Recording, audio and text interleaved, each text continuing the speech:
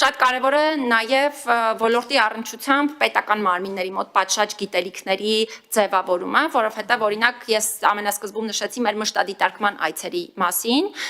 Մեր մշտադիտարկման այցերի մեծ մասը իրականացվել է նոր կառուցված, վերակառուցված կամ հիմնանորոգված ուսումնական հաստատություններ, եւ թեև առաջին հայացքից ֆիզիկական միջավայրի մատչելիությունը փորձել են պահպանել, ընդհանրապես թեքահարթակ կառուցելով, այն էլ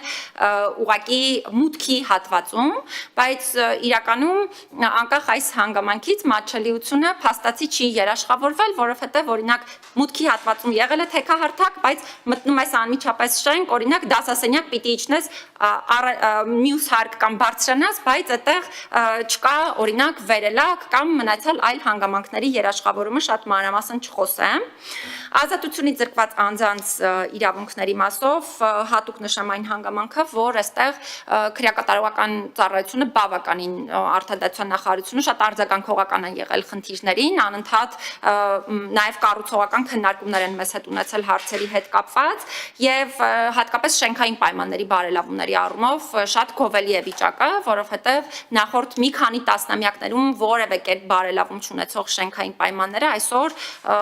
լուրջ փոփոխություններ են կրում, սա շատ լավ ցուցանիշ է, բայց ազատությունից զրկված անձանց իրավունքների մասով նախորդ տարվա կտրվածքով պետք է հատուկ շեշտադրեմ ինքնասպանությունների եւ ինքնավնասումների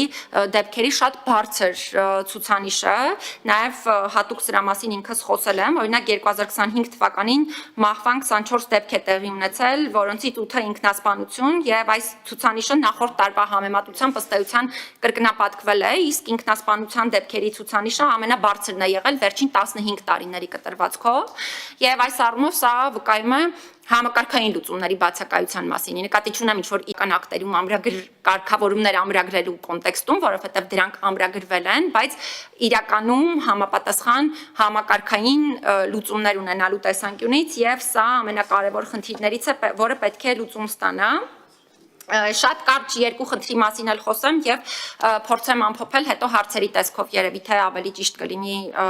խնդիրները քննարկել։ Հոգեկան առողջության խնդիրներ ունեցող անձանց մասով ես ինքս եմ անընդհատ այցելում տարբեր հաստատություններ, այստեղ էլ խնդիրները բազմաթիվ են, հատկապես պետք է ամեն ինչ բոլորս անենք վատ վերաբերմունքի դեպքերը կանխարգելելու առումով, բայց այս առումով հատկապես կարևոր է նաեւ ոչ հոժարական հոսպիտալացման ընթացակարգերի պատշաճ պահպանման կարևորությունը, որը շատ դեպքերում խախտվում է, իսկ մի շարք դեպքերում, ինչպես արդեն նշեցի, նաև արկա է դատական իշխանության մարմինների գիտելիքների հմտությունների կատարելագործման անհրաժեշտություն ոլորտի հետ կապված, նկատի ունենալով այն ընդհանուր պրակտիկան, որը մենք ամփոփում եւ վերլուծում ենք, նաև շատ դեպքերում անձանց համար անվճար իրավաբանական օգնության հասանելիության հետ կապված կան խնդիրներ, որովհետև մենք պատկերացնում ենք, հա, սա ինչ խմբի մասին է խոսքը եւ իրապես անչափ կարեւոր է, որ իրանք պատշաճ իրավաբանական օգնություն ստանան եւ այս առնչությամբ դարձյալ պատրաստվում ենք հետագա ընդհանուր քննարկումներ ունենալ տարբեր մարմինների հետ։ Իրավահավասարության եւ հակախտրականության ոլորտը, ինչպես նախկինում, այնպես էլ հիմա իրապես լրջագույն խնդիրներ ունի ու շատ խնդրահարույց է մնում, հատկապես նախընտրական ժամանակահատվածում, եթե միայն խոսքի տեսակներին անդրադառնանք, գրեթե բոլոր հիմքերով ատելության ու խտրական խոսքի դրսևորումներ են արկա, երևի թե հատուկ պետք է չի հիմքերը թվարկել, որովհետև չկա մի հիմք, որը կարող ենք ասել, որ այս հիմքով չկա խտրական կամ ատելության խոսքի դրսևորում, կանանց հաշմանդամություն ունեցող անձանց կամ հենց հաշմանդամություն ունենալու հիմքով, ազգային էթնիկ պատկանելության, կրոնական համոզմունքների հիմքով, այսինքն գրեթե բոլոր հիմքերով ես պահանջում եմ իրականում բոլոր դերակատարներից, որպեսզի նրանք իրապես շատ զգայուն լինեն, զերծ մնան այսպիսի խոսքի տեսակներից, բռնի տեղահանված անձանց փախստականների իրավունքների հետ կապված դարձյալ շարունակել ենք խնդիրները հասցեավորել եւ ես նաեւ հատուկ շեշտադրում եմ նաեւ այս խմբի նկատմամբ զգայունության կարեւորությունը եւ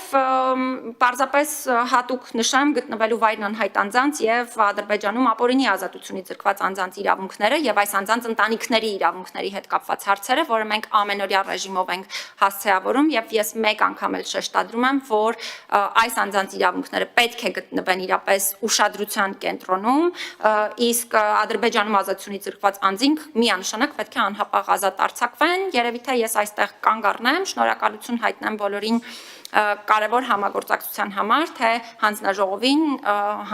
նաև բոլոր ներկայացուցիչներին անհատապես, որովհետև իրոք շատ կարևոր ու արդյունավետ համագործակցություն ենք ունեցել քաղաքահասարակության գործընկերներին, պետական մարմինների գործընկերներին, իմ աշխատակազմին եւ մնացյալ հարցեր ուրախ կլինեմ հասցեավորել արդեն հարցերի տեսքով։ Շնորհակալ եմ։